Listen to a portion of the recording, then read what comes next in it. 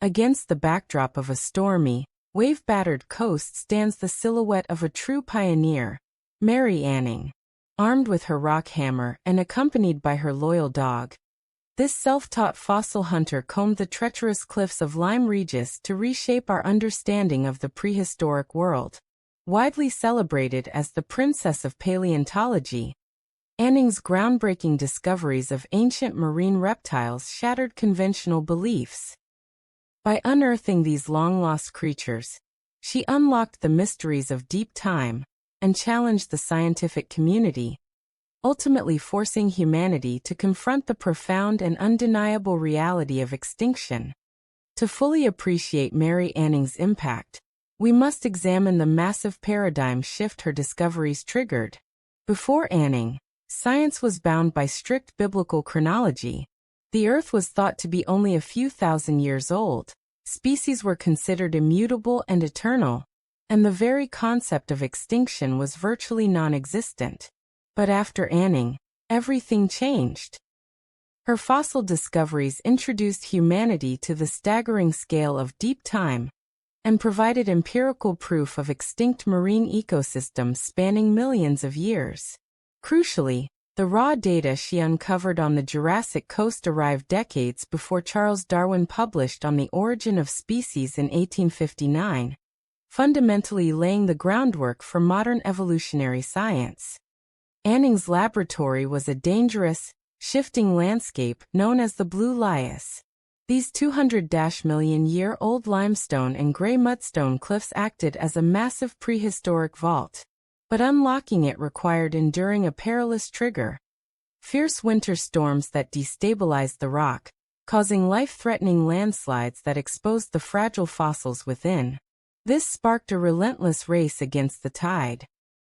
Working in freezing conditions, Anning had to manually extract delicate specimens from unstable mudstone before the sea could reclaim and destroy them forever. The danger extended beyond the cliffs. The coastal environment was so volatile that she famously had to crawl out of her own upstairs window just to escape local flooding. Mary Anning's extraordinary life was forged by lightning and poverty, mapped across the early strata of her childhood. Born in 1799 to an impoverished family of dissenters in Lyme Regis, she seemed to have survived from the start. In 1800, a terrifying lightning strike killed her caretaker and 2 others. Yet 15-month-old Mary survived in a hot bath, a shock locals claim transformed her into a brilliant child. By 1805, her formal training began as her father, Richard, taught her to find and clean fossils. When he tragically died in 1810 from tuberculosis and cliff fall injuries, 11-year-old Mary and her brother Joseph were forced to turn this hobby into a desperate bid for financial survival. In 1811, a monumental breakthrough occurred when a 12-year-old Mary excavated a massive 17-foot skeleton.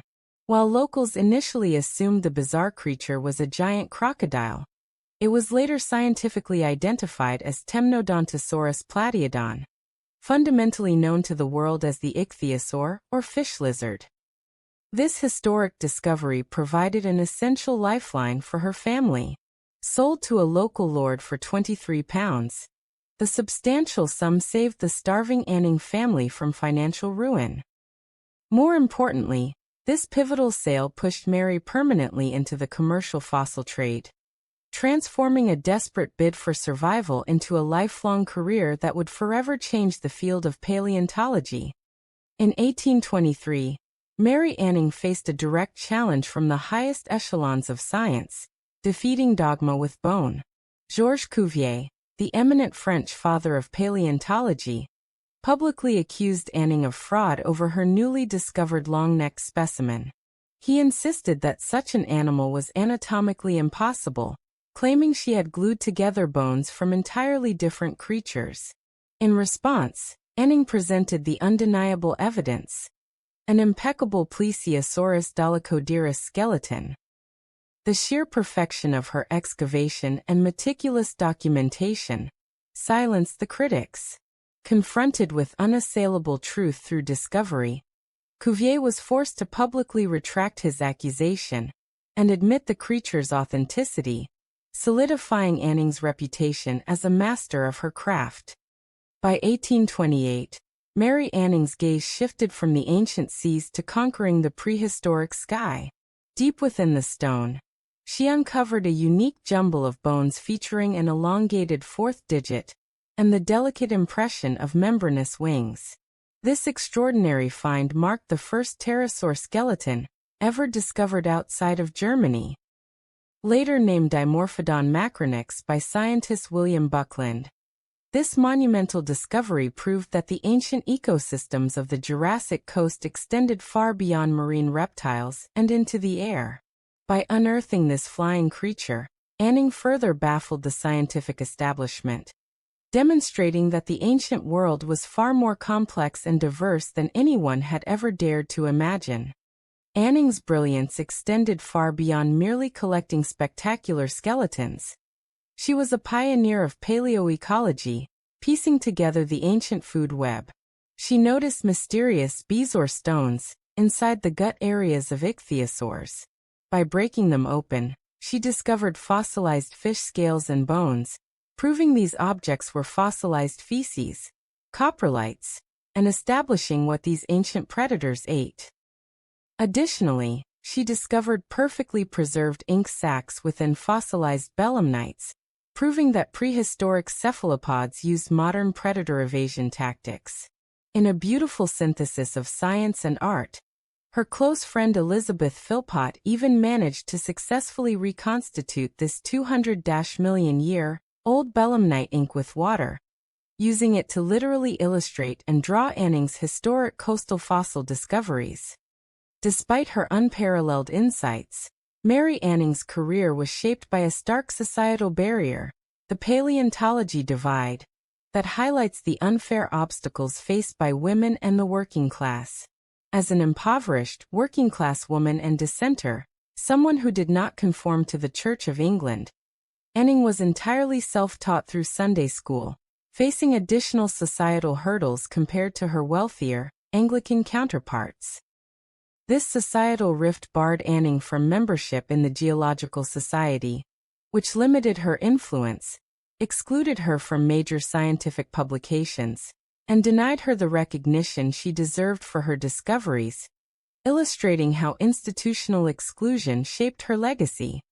Mary Anning functioned as the unseen hand of science, her labor, original illustrations, and empirical data serving as the foundation for the 19th century's greatest geological minds. William Buckland built his prominent academic papers on coprolites and pterosaurs entirely around her physical specimens. Henry de la Beche constructed his revolutionary geological maps and famous paleoart directly from her coastal surveys.